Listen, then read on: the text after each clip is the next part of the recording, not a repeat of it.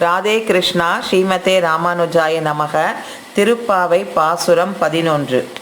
கற்றுக் கரவை கணங்கள் பல கரந்து செற்றார் திரழியச் சென்று செருச்செய்யும் குற்றம் ஒன்றில்லாத கோவலர்த்தம் பொற்கொடியே புற்றர வல்குல் புடமையிலே போதராய் சுற்றத்து தோழிமார் எல்லாரும் வந்து நின் முற்றம் புகுந்து முகில்வண்ணன் பேர்பாட சிற்றாதே பேசாதே செல்வ பெண்டாட்டி நீ எற்று குரங்கும் பொருளேலோரெம்பாவாய்.